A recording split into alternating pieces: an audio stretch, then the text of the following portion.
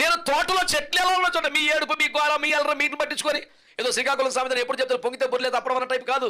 మీరందరూ పెడితే గొప్పగా ఫీల్ అయిపోవటం, మీరందరూ విమర్శించారు కాబట్టి కుంగిపోవడం, అలాగే ఉండదు నాకు.